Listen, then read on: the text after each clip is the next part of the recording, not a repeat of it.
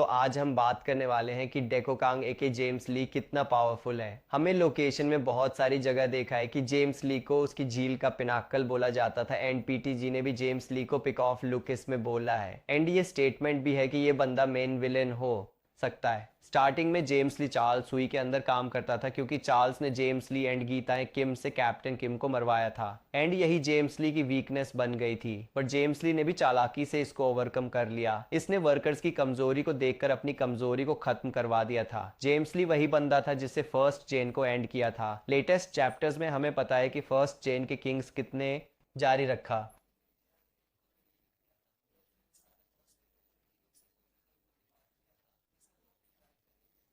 छोड़ दें और सेकंड जेन राइज करें। इसने ताइसो मा को ओवरनाइट आर्क में बहुत ही इजीली डिफीट कर दिया था। जेम्स की सभी किंग्स के लिए स्ट्रैंगर बनने की वजह है जो कि हमें लेटेस्ट चैप्टर्स में दिखा भी है। ताइसो माने ने अपनी बॉडी के हर एक पार्ट को परफेक्ट करके एक ऐसा मूव बनाया है जो 90% लू कैरेक्टर्स को वन शॉट कर सकता है। जेम्स ली फाइट करने के लिए अपनी स्ट्रैटेजीज और इनविजिबल अटैक्स का यूज करता है। ताइसो मान के फाइट में उसने उसे फाइट को एनालाइज करके बस एक या दो अटैक में पूरी फाइट को खत्म कर दिया था। जेम्स ली के इनविजिबल अटैक्स को पूरे लोकेशन में कोई भी नहीं देख सकता है। जब जेम्स की फाइट स्योंगजी के साथ हुई थी तब उसके पास सिर्फ 2 थ्रेशोल्ड थे और उसने ऑलरेडी लीजेंड का टाइटल अचीव कर लिया था। और जब वो फाइट आगे चली तो उसने अपने स्ट्रेंथ का थ्रेशोल्ड भी ओवरकम कर लिया। तुम इसकी स्पीड और पावर का अंदाजा इस बात से लगा लो कि जब इसकी फाइट जे हाई ट्रियो से हो रही थी तो इसने एक बेट लगाई, अगर डेनियल जैक वास्को में से कोई भी जेम्स के ऊपर एक हिट लगा देगा तो ये बड़ी बात होगी और उसके दोस्तों को छोड़ देगा, और इसने उसको एक चांस भी नहीं दिया। लेकिन डेनियल ने अपनी ट्रिक से एक हिट लैंड कर दिया था जिससे तुम जेम्स की स्पीड का अंदाजा लगा सकते हो। जब इसकी फाइट यूआई डेनियल से हुई थी